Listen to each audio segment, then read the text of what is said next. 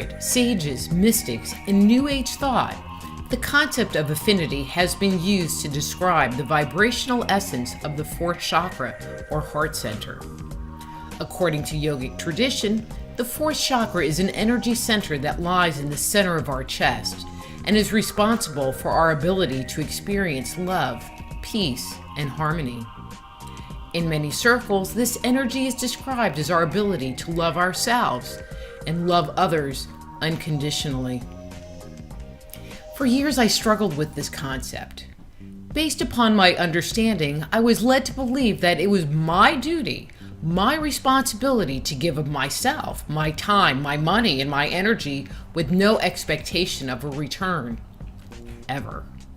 This was, in my world, the definition of unconditional love. I was also led to believe that when I was finally able to act accordingly, my fourth chakra would fully open because I was now in affinity with the world around me. I remember evaluating my life and I could see that I had long road ahead of me. It wasn't that I didn't want to have my fourth chakra be open or that I didn't want to experience unconditional love, but in the same breath, I wasn't interested in giving it all away. Over the years, I found that this concept really bothered me because it was something that I felt I would never achieve. If you think about our society, in particular, the role of women, from an early age, we are trained to give of ourselves and help and support others. We're expected to raise our children, take care of our homes, and be an unwavering support for the people around us. Without words, we are very clearly told to put our wants and needs to the side because the wants and needs of others are much more important than our own. As the years pass, we begin to forget who we are, what we want, and begin to construct our lives based on other people's expectations of us. And what we don't realize is that without ever realizing it, we begin to build anger, frustration, and resentment to those we truly love, all in the name of affinity and unconditional love.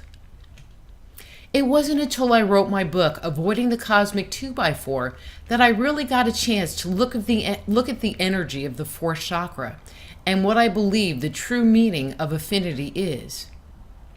I found the answer not in the texts and precepts of the New Age self-help type book that talks about the chakras in a vague kind of way, but in the depths of Jewish mysticism and the Kabbalah. There are two dynamics that need to be in place in order for us to experience affinity. First, as living beings, there should be an equal exchange of energy between all things, people included. This means, especially in relationships, that there should be a give and take between those involved.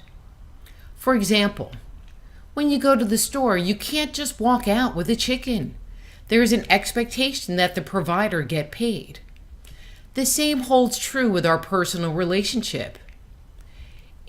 If I give to you, at some point in time down the road, the energy should be reciprocated. I think this is where most people get hung up. There is a belief that we should give and never expect anything in return. To me, this is really a lie. As human beings, we expect. For many of us, we are happy to give of ourselves over and over and over again. But in our lives, there will be times where we'll need something back. And it's at these times that we're able to see, or should I say, experience the imbalance in our relationship. And if something isn't said or done about it, resentment occurs. Okay, so that's part number one, the ebb and flow of energy that needs to occur between us. If we're open to giving and receiving, which is something we're not taught to do, then the first part of the equation of affinity is in place. Part number two is congruence. In geometry, for example, two triangles are said to be congruent when their size and shape are the same. For us, congruence refers to the state in which all of our parts are in agreement with a thought, idea, or concept. So, for example, a friend asks to borrow $50. The last time you loaned someone money, however, they never repaid you, and there may be a part of you that feels a bit uncomfortable with the proposition. This part of you is not congruent with the rest of you. It is telling you that there is something out of balance and needs to be paid attention to or addressed. Now, if you feel the tug of incongruence in your space, but allow feelings such as guilt or fear to rule, thus giving the person the money regardless of how you feel, the reality is you're not giving it out of unconditional love and affinity, but instead by the negative feelings and emotions you are allowing to prevail. If you, on the other hand, acknowledge the warning you're getting and resolve the misgivings you're experiencing, then all of you is in balance with that choice. The decision, even if the decision is to not loan the money. From a Kabbalistic perspective, when we are in affinity with ourselves, we love ourselves and all of our parts first. It is when we're able to love ourselves and take our wants, needs, and desires into consideration, then we can make a conscious choice about how and where we spend our time, energy, or money.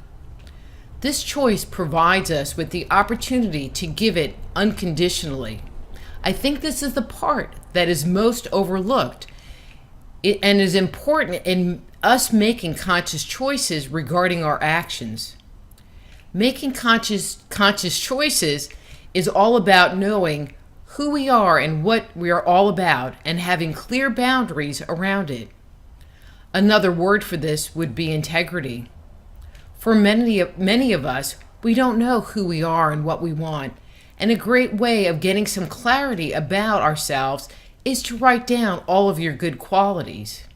If you love gardening, write that down. If you love going for walks, write that down. For some, it may be important to write things down we don't want, because many times we accept responsibilities or bad behaviors on the parts of others, all in the name of unconditional love. And becoming clear on what is acceptable or unacceptable is all part of this process. I have worked with a number of clients who at first glance seemed filled with unconditional love.